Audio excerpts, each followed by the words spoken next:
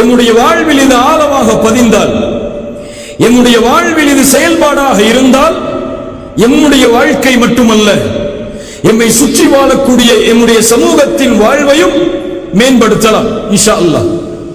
இன்ஷா அல்லாஹ்.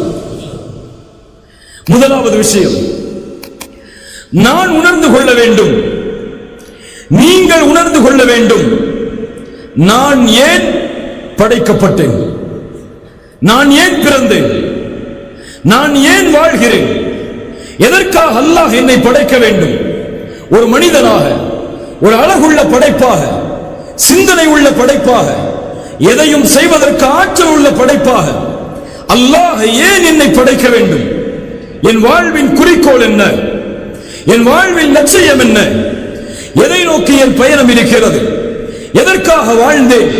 எதற்காக வாழ்ந்து கொண்டிருக்கிறேன்? எதை நோக்கி சென்று கொண்டிருக்கிறேன்? இந்த கேள்விக்கெல்லாம் நம்முடைய வாழ்வில் பதில் தெரிந்தால் நம்முடைய வாழ்க்கை இப்போது இருப்பது போன்று இருந்திருக்காது. நாம் இப்போது கல்லூரிகளை படிக்கிறோம், முன்னால் பள்ளிக்கூடத்திலே படித்தோம், அதற்கு முன்னால் நம்முடைய வீட்டில் குழந்தையாக இருந்தோம், பள்ளி படிப்பை முடித்தோம், கல்லூரி படிப்பு. இதற்கு பிறகு ஒரு நிறுவனத்தில் வேலை செய்வோம் அல்லது ஒரு தொழிலை தொடங்குவோம், சம்பாதிப்போம். அதற்கு பிறகு திருமணம் செய்வோம், அதற்கு பிறகு குழந்தை பெறுவோம், அதற்கு பிறகு ஒரு வீட்டை வாங்குவோம், அந்த வீட்டில் நம்முடைய குடும்பத்தோடு வசிப்போம். அதற்கு பிறகு காலம் மாறும், வயதாகுவோம், எமக்கு குழந்தைகள் பிறக்கும், எம்முடைய குழந்தைகள் சம்பாதிப்பார்கள், எம்முடைய வாழ்வு இறுதி எல்லைக்கு வரும். வருமா வராதா? வருமா வராது? எல்லாரும் இப்படி இருக்கிற மாதிரி இருந்துட முடியுமா? முடியாது. ஒரு நிலைமைக்கு நம்முடைய வயது வரும், ஒரு நோய் படுக்கையில் நாம் இருப்போம். எம்மை சுற்றி யாருக்காக நாம் வாழ்ந்தேமோ, யாருக்காக செல்வத்தை சம்பாதித்தோமோ, எந்த குடும்பத்தை உயர்த்துவதற்காக நம்முடைய நேரங்கள் அனைத்தையும் அளித்தோமோ, அந்த நோயுடைய படுக்கையில் கூட அவர்கள் நமக்கு உதவி செய்ய மாட்டார்கள். நாம் பெற்ற பிள்ளை அமெரிக்காவில் வேலை செய்து கொண்டிருப்பான், சவுதி அரேபியாவில் வேலை செய்து கொண்டிருப்பான், துபாயில் வேலை செய்து கொண்டிருப்பான். எம்முடைய மனைவி அவளும் நோய் படுக்கை, எம்முடைய பெற்றோர்கள் மரணித்திருப்பார்கள். அப்போது அவன் தன்னுடைய வாழ்வை திரும்பி பார்ப்பான், அப்போது உணர்வான், இதுவல்ல என் வாழ்க்கையின் நோக்கம் என்று. செல்வத்தை சம்பாதிப்பதற்காக நான் வாழ்ந்தேன், இந்த நோயுடைய படுக்கையில் அந்த செல்வம் எனக்கு என்ன உதவி செய்தது? உறவுகளை சேர்ப்பதற்காக போராடினேன், அந்த உறவு இந்த நோயுடைய படுக்கையில் எனக்கு எதை செய்தது? எல்லாரும் ஆப்பிள் போன் வச்சிருக்கீங்களா இல்லையா? எல்லாரும் மோஸ்ட்லி எல்லாருக்குமே ஆப்பிள் போன் வாங்கணும்னு ஆசை இருக்கும். அந்த நிறுவனம் மிகப்பெரிய செல்வந்தர், உலகத்தின் பெயர்களையும் பட்டங்களையும் வாங்கி குவித்தவர். அவர் மரணமாக கூடிய தருவாயில் அவர் சொன்ன செய்தி என்ன தெரியுமா? நான் போட்டிருக்கக்கூடிய இந்த ஆப்பிள் வாட்ச் இதுவும் ஒரே மணியை தான் காட்டும், சைனாவில் தயாரிக்கப்பட்ட அந்த வாட்சும் ஒரே மணியை தான் காட்டும். அப்படியா இல்லையா? ஆப்பிள் வாட்ச் வாங்கினா அமெரிக்காவில் உள்ள டயத்தை காட்டும், இந்தியாவில் காட்டாதில்ல. எல்லாம் ஒரே நேரம் தான். நான் போட்டிருக்கக்கூடிய ஆடை இதுவும் என் உடல் அழகை மறைக்கும், மற்றவர்கள் எளிதாக அணியக்கூடிய அந்த ஆடை அதுவும் உடல் அழகை மறைக்கும். இவ்வளவு சொத்துக்களை சேர்த்தேன், இவ்வளவு புகழை சேர்த்தேன், இதுதான் வாழ்க்கை என்று இரவு பகல் மாறாமல் இந்த சமூகத்திற்கு எதையாவது புதிய சிந்தனைகளை கொடுக்க வேண்டும் என்று முயற்சித்து போராடினேன். ஆனால் இப்போதோ நான் நோய் படுக்கையில், நான் சம்பாதித்த நிறுவனமோ, என் தொழிலாளிகளோ, என் செல்வமோ இந்த நோய் படுக்கையில் என்னோடு இல்லை. இப்போது உணர்கிறேன், இதற்காக நான் வாழ வேண்டியதில்லை என்பதை. எல்லோரும் உணர்வார்கள். செல்வத்தை சம்பாதிப்பதற்காக தன்னுடைய வாழ்வை அர்ப்பணித்தவன் தன்னுடைய கண்ணுக்கு முன்னாலேயே செல்வத்தை அர்ப்பணிப்பதற்காக தன்னுடைய உறவுகள் போட்டியிடுவதை பார்க்கும் போது உணர்வான், இதற்காகவா நான் சம்பாதித்தேன் என்று. புகழையும் பட்டங்களையும் பெறுவதற்காக தன்னுடைய வாழ்வை அர்ப்பணித்தவன் உணர்வான், இதற்காகவா நான் வாழ்ந்தேன் என்று. இன்றைய வாலிபர்களின் குறிக்கோளை கேளுங்கள், உங்கள் வாழ்க்கையின் லட்சியம் என்ன என்று. என்ன சொல்லுவார்கள்? யூடியூப்ல ஒரு சேனல் ஆரம்பிக்கணும்பாங்க, அப்படியே இல்லையா? அல்லது ஒரு ஷார்ட் பிலிம் எடுக்கணும்பாங்க, அல்லது ஒரு மியூசிக் டைரக்டர் ஆகணும்பாங்க, அட்லீஸ்ட் ஒரு டப்மாஷ் செய்யணுங்க. டப்மாஷா அது செஞ்சு அப்லோட் பண்ணி எல்லாரும் அதை பார்க்க வைக்கணும். அப்படியா இல்லையா? இது குறிக்கோளா? நீ நடிகனாகுவதோ, உன் யூடியூபில் உன்னுடைய வீடியோக்கள் வருவதோ, டப்மாஷிகள் வருவதோ, நீ போடக்கூடிய அந்த ஷார்ட் பிலிம்களை மக்கள் பார்க்க வேண்டும் என்பதற்காக அப்லோட் செய்வதோ, நீ அதில் புகழ் பெறுவதோ, இது குறிக்கோளா? அது குறிக்கோள் அல்ல, அது லட்சியம் அல்ல. அதுதான் லட்சியம் என்றால் உன்னை விட சிறந்தவன் ஒருவன் வந்தால் உலகம் உன்னை மறந்துவிடும். உன்னை விட அதில் சிறந்தவன் ஒருவன் உருவானால் நீ யார் என்ற அறிமுகம் கூட இல்லாத அளவு மறைந்து விடுவாய். அதுதான் இந்த உலகத்தின் இயற்கை.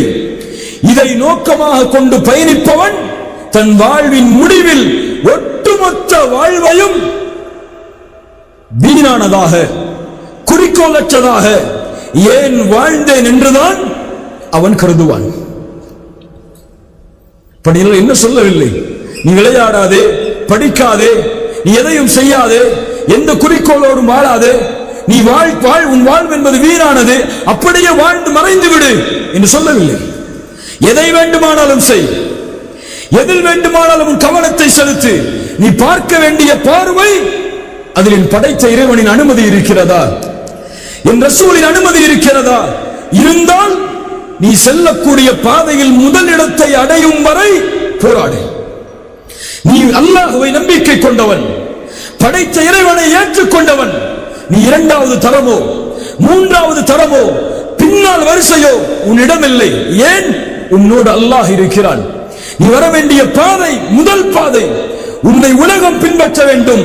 நீ யார் என்பதை ஒட்டுமொத்த உலகம் அறிந்து கொள்ளும் வரை உன் பாதையில் முன்னேறுவது உன் மீது கடமை என்பதை உணர்ந்து செயல்படு. விளையாட்டா? முதலில் வா. படிப்பா? முதலில் வா. பொழுதுபோக்கா? முதலில் வா. தீனா? முதலில் வா. அழைப்பு பணியா? முதலில் வா.